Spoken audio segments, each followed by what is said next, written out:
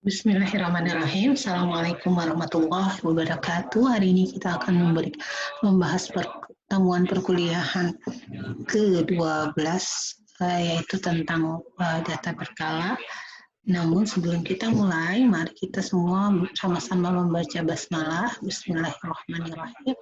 Semoga apa-apa yang kita bahas untuk hari ini dan apa-apa yang dijelaskan hari ini membawa keberkahan untuk kita semua dan juga menjadi amal baik buat kita semua. Kita sama-sama membaca basmalah. Bismillahirrahmanirrahim. Hari ini kita akan membahas data berkala dan untuk pertemuan kali ini kita hanya akan membahas analisis tren linear. Nah, data berkala itu disebut sebagai time series atau data yang berdasarkan runut waktu. Nah, kenapa kita mempelajari ini? Kita mempelajari ini untuk memahami apa sih data berkala itu, bagaimana kita memahami tren linear dan non-linear, juga dapat menemukan model tren yang tepat dan dapat melakukan peramalan. Nah, data berkala ini nanti kita olah, kita ada beberapa mekanisme, nanti biasanya kita mencari model yang tepat. Nah, untuk mencari model yang tepat ini salah satunya ada linear, ada yang linear, ada yang non-linear. Nanti non-linearnya kita akan bahas di pertemuan ke-14 ya, ini 13 minggu depan. Ya, jadi pertemuan ke-13 ini kita membahas non-linear, sekarang kita membahas yang data yang linear. Kenapa perlu ini? Kita nanti intinya adalah bagaimana kita bisa menemukan model tren yang tepat. Kenapa harus ada model tren yang tepat? Biar kita melakukan peramalan yang tepat juga.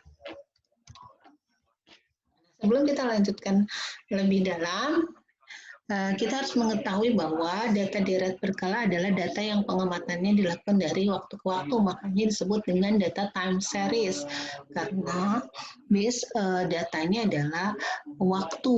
Gitu. Nah, data penjualan, contohnya ini data penjualan mobil tahunan dari tahun 2000 sampai 2004, berarti ini kan datanya berdasarkan waktu, berdasarkan runtut waktu, atau disebut dengan data time series. Misalkan tahun 2000 datanya 25, 2001 35, 2002 48, 2003 67, dan 2004 72. Nah, biasanya nanti ketika kita upload data, misalkan di tahun 2000 ada 24, 2001 26, misalnya 2002 40 sekian, 2003 ini akan membentuk, kalau kita lihat, ini akan membentuk satu garis seperti ini. Nah, ini mendekati satu garis tertentu gitu. Plotnya kalau kita plotkan itu menjadi garis gitu. Kalau kita plotkan menjadi satu garis. Nah, ini yang disebut dengan linear tadi. Data yang memang akan membentuk garis lurus atau disebut dengan linear.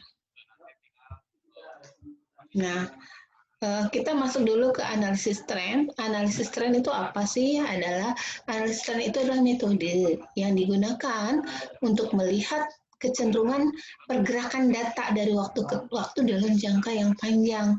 Nah, jadi kalau kita ingin melihat pergerakan pergerakan data dari waktu ke waktu, kita menggunakan analisis tren ini. Misalkan, ini biasanya kita akan gunakan berapa banyak sih nanti produksi yang akan diproduksi oleh sebuah perusahaan. Misalkan kita bisa melihat tren penjualan gitu, tren penjualan perusahaan tersebut berdasarkan runut waktunya. Nah, kalau dari sana kita lihat, oh trennya ternyata lebih membentuk tren linear atau garis lurus, maka dia akan bisa menentukan model trennya dan dia bisa meramalkan kira-kira untuk tahun depan berapa banyak penjualan yang bisa dilakukan gitu. Nah, si analisis tren ini sendiri dibagi menjadi dua, yaitu ada analisis tren linear dan ada analisis tren non-linear. Yang linear tentunya tadi yang membentuk satu garis lurus tadi. Kalau yang non linear itu ada yang membentuk kuadratis dan ada yang membentuk polilinear. Jadi lebih dari dua gitu. Jadi kayak kalau misalnya yang kuadratis itu ada parabolanya, ada ketika peningkatan di satu titik tertentu, kemudian akhirnya terjadi penurunan. Sementara yang pola eksponensial ya sebutnya, itu ada, kita bisa melihat ada naik turun gitu, ada gunungnya, ada lembahnya, ada gunungnya lagi kayak begitu. Nah ini nanti kita bisa melihat bagaimana data kita dan kita bisa menentukan model yang paling baik untuk produk kita. Nah, bagaimana tahapan melakukan analisis tren? Yang pertama adalah plot data untuk melihat pola data. Jadi yang pasti yang pertama kita harus memplotkan data. Kemudian yang kedua, pilih pola tren yang sesuai dengan pola data. Jadi kita melihat pola datanya dulu, kemudian kita pilih tren yang kira-kira mirip dengan pola data kita. Kemudian yang ketiga, kita melakukan dugaan atau estimasi persamaan polanya. Dan yang terakhir, mengevaluasi dengan menghitung ukuran kesalahan atau MSE. Nah, MSE atau itu kita cari dengan apa? Dengan sigma dari Y dikurangi Y cap, kita kuadratkan dibagi banyaknya data, atau jumlah error kuadrat dibagi N. Udah gini otomatis errornya itu sama dengan Y minus Y cap, Y minus Y cap. Gitu.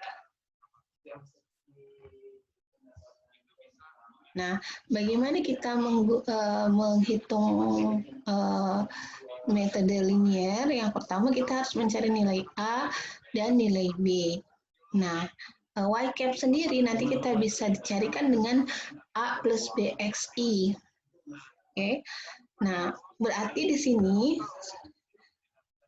ada dua nilai yang harus kita cari, yaitu nilai A dan nilai B. Nah, untuk mencari nilai A, ini rumusnya, yaitu Y dikurangi BX bar rata-rata ya. Sementara B-nya itu sendiri adalah sigma XY dikali N dikurangi dengan sigma Y dikali sigma X dibagi dengan N dikali sigma X kuadrat dikurangi dengan sigma X kuadrat. Nah, kalau misalkan sigma X-nya itu sama dengan 0, maka kita bisa mencari dengan metode cepat di mana nilai B itu cukup kita cari dengan sigma XY, ini sigma X dikali Y dibagi dengan sigma X kuadrat, dan A-nya itu sendiri adalah Y bar rataan dari nilai Y-nya.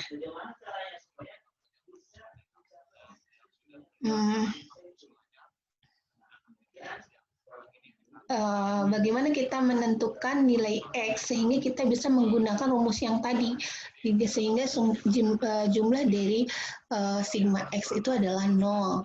Nah, ada dua pendekatan yang berbeda, yaitu untuk jumlah data kita, apakah data kita itu genap atau data kita ganjil. Nah, kalau misalkan data kita ganjil, maka kita bisa menolkan X-nya dengan ini, misalkan data kita 5, ada data pertama, kedua, ketiga, keempat, dan kelima, kemudian ini mudah, artinya data yang di tengahnya itu kita harus bernilai 0, atau ya nilai data yang kalau dari 5 data berarti yang di tengahnya itu data yang ketiga, itunya nilainya 0, maka sebelum data yang ketiga bertanda negatif dan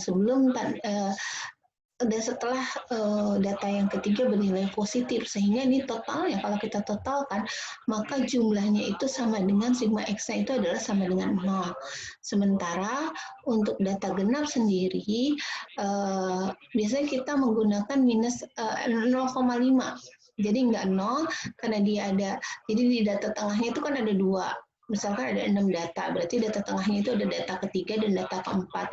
Nah, di data ketiga dan keempat itu kita 1 dibagi 2, jadi setengah masing-masing. Nah, satunya adalah bernilai positif, di setelah 4, 5, 6 itu bernilai positif, berarti kalau misalnya datanya ada 8, berarti nanti 5, 6, 7, 8 bernilai positif, kalau 10 berarti terus aja di antara tengahnya 1 sampai 5 bernilai negatif, selebihnya bernilai positif, hanya nanti kita akan bagikan dengan nilai yang nilainya jadi setengah gitu. Enggak 0, tapi setengah-setengah, minus 0,5, 1,5, dan minus 2,5. Seperti itu. Nanti ini untuk apa ya? Ini akan sangat berguna sekali nanti kita ke depannya kita lihat bagaimana. Oke, nah ini kita contohnya yang tadi di depan. Misalkan ini untuk penjualan mobil, di mana Y-nya itu adalah 25 untuk tahun 2000, 2001 30, 2002 48, 2003 67, dan 2004 72. Jadi totalnya 242. Nah, tadi X-nya jadi sigma X-nya ini sama dengan 0 nih. Sigma X-nya 0. Sehingga karena ini datanya ada 5, sehingga yang tengahnya data ketiganya adalah nilainya 0. Sebelum 0 ini, data ke-1 dan keduanya bernilai negatif. Jadi di sini 1, 2 kita tanda negatifkan, minus 1, minus 2. Kemudian data setelahnya bernilai positif, yaitu 1 dan 2. Oke, gitu. Selanjutnya, karena dia itu X-nya bernilai 0, maka kita menggunakan rumus yang tadi, yang kedua. Jadi nggak pakai rumus yang panjang-panjang tadi, tapi kita menggunakan rumus yang ini, sigma X-nya dibagi sigma X kuadrat. Sehingga kita akan mencari X kali Y sama X kuadrat, yang kita butuhkan adalah X kali Y dan X kuadrat. Oke, X, Y-nya berarti kita tinggal kalikan Y dikali X ini. Ini kita kalikan. Jadi 25 dikali minus 2 hasilnya adalah minus 50. Ini sama dengan minus 50. Kemudian 30 dikali dengan minus 1 hasilnya adalah minus 30. Terus 4, 8 dikalikan dengan 0 hasilnya adalah 0. Kemudian 67 dikali 1 hasilnya 67. Kemudian 72 dikali 2 hasilnya 144. Nah, selanjutnya yang kita butuhkan adalah sigmanya, atau jumlah total dari X-nya. Kita jumlahkan semuanya, ini kan minus 80 ya. Minus 50 tambah minus 30 adalah minus 80, ditambah 00, ditambah 67, jadi minus 13, kemudian ditambah 144, hasilnya adalah 131. Jadi sigma X-nya adalah 131 ini. Nah, kemudian kita hitung X kuadratnya. X kuadrat ini adalah ini dikuadratkan. Jadi minus 2 kuadrat sama dengan 4, minus 1 kuadrat sama dengan 1, 0 kuadrat sama dengan 0, dan 1 kuadrat sama dengan 1, serta 2 kuadrat sama dengan 4. Kita jumlahkan 4 tambah 1, 5 tambah 0, 5 ditambah 1, 6 ditambah 4, 10. Sehingga sigma X kuadratnya sama dengan 10. Nah, kita bisa mencari nilai B. Nilai B ini adalah sigma X, Y ini dibagi dengan sigma X kuadrat. Jadi 131 dibagi 10. Hasilnya adalah 13,1. Jadi ini nih kita dapat hasilnya adalah 13,1. Nah, A-nya itu adalah rata-rata dari nilai Y-nya. Nah, rata-rata dari nilai Y-nya berapa? Tadi kita dapat Y-nya itu adalah 242. Kalau lupa, kita lihat di sini nilai Y-nya. Nih, di sini total dari Y-nya adalah sigma Y-nya 242. Nah, sehingga ini 242 jumlah datanya ada berapa? N-nya. Untuk mencari rataan kan jumlah Y dibagi dengan banyaknya data. Banyaknya data tadi ada 5. Ini kita lihat nih. 1, 2, 3, 4, 5. Sehingga 242 dibagi 5. Nah, hasilnya adalah 48,5. sehingga nilai A-nya adalah 48,4. Tadi kita ingat kalau kita modelnya atau Y-cap-nya itu sendiri adalah A plus BX modelnya, yang tadi Y-cap atau dugaan atau Y ramalan itu adalah A ditambah BX. A-nya itu adalah 48,4, kita gantikan nilai A di sini dengan 48,4, di sini jadinya 48,8, dan nilai B-nya adalah 13,1. Ini nilai B-nya yang sudah kita cari, kita masukkan ke sini 13,1 X, sehingga kita punya model untuk model tren linear ini adalah Y sama dengan 48,4 tambah 13,1 X. Nah, sekarang kita tinggal mencari berapakah nilai MSE-nya atau tingkat kesalahan yang mungkin untuk tingkat kesalahan yang terjadi pada model ini gitu. Seberapa besar sih tingkat kesalahan dari model ini gitu. Untuk kita ketika kita memprediksi berapa persen kesalahannya, maka kita mencari dengan nilai MSE-nya. Kita tahu yang tadi MSE-nya adalah sigma error kuadrat. Nah, errornya itu sendiri tadi adalah Y minus Y cap. Ini saya balik lagi ke rumus yang sebelumnya. Nah, di sini error, bentar. Nah, error itu adalah Y minus Y cap. Gitu. Jadi kita cari Y cap-nya nanti, kemudian itu dapat error. Nah, sehingga kita plot menjadi data seperti ini. Y-nya masih tetap yang tadi 25, 30, 48, 67, 72. X-nya masih minus 2, minus 1, 0, 1, dan 2. Sekarang kita cari Y cap-nya. Untuk mencari Y cap-nya kita masukkan ke rumus ini. Jadi, kita menggunakan rumus itu, nanti hasilnya dapat di sini. Nah, misalkan untuk mendapat dari mana sih 22,2 ini? Sini adalah kita masukkan ke ini Y cap, ini nilai Y cap ya. Sorry, cap-nya nggak ada ini. Y topi ya. Y topinya sama dengan 48,4 ditambah 13,1, X-nya minus 2 dikali minus 2. Sehingga dapatnya adalah minus 26,2. Kita kalikan setelah kalikan. Terus 48 dikurangi 26,2, hasilnya adalah 22,2. Ini juga sama. 13,1 kali minus 1, jadi hasilnya min 13,1, 48,4 dikurangi 13,1, hasilnya adalah ini 35,3. Kemudian dikalikan 0, berarti 48,4, karena 13,1 dikali 0 sama dengan 0 kan, hasilnya adalah 48,4. Kemudian 67 dikali 48,4 ditambah 13,1 dikali 1, hasilnya adalah 61,5.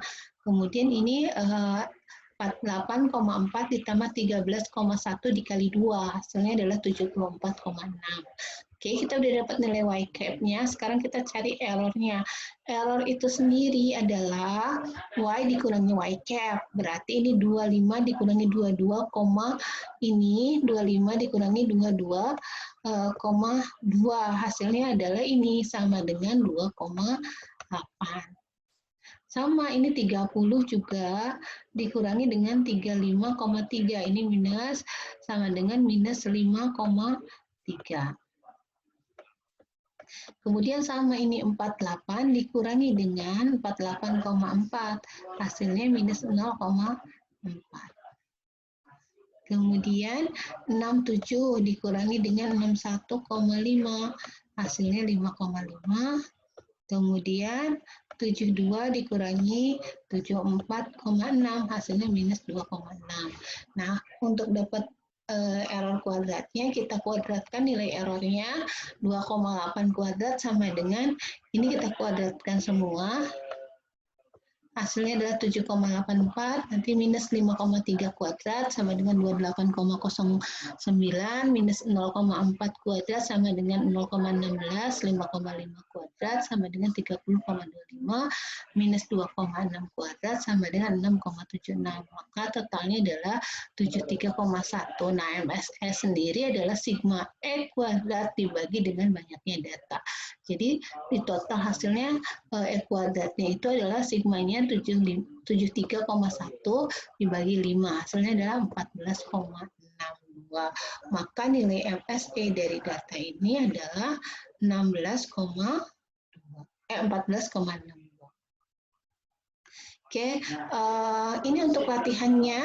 Tolong dicarikan. Ini agak banyak ya bikinnya. Nanti yang namanya dari A sampai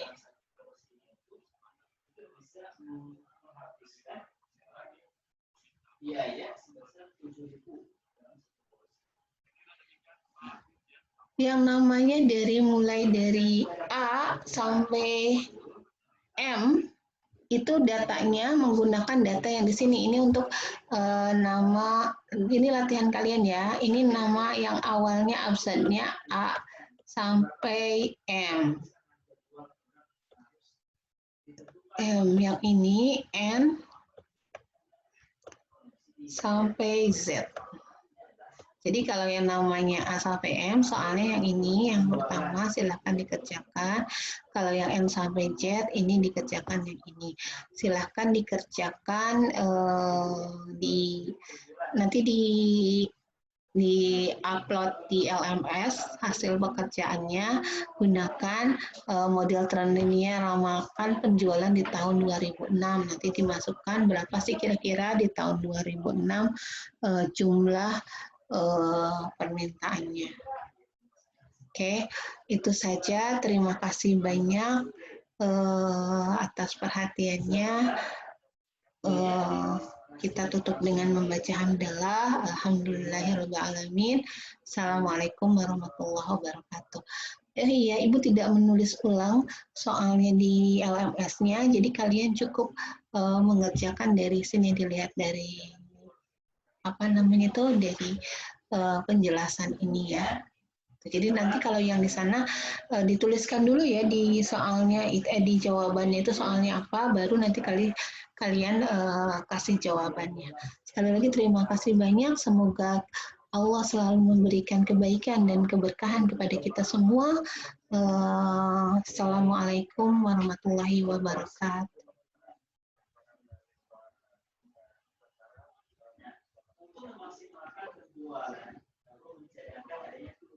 Pelanggan biaya semester 300.000 per bulan.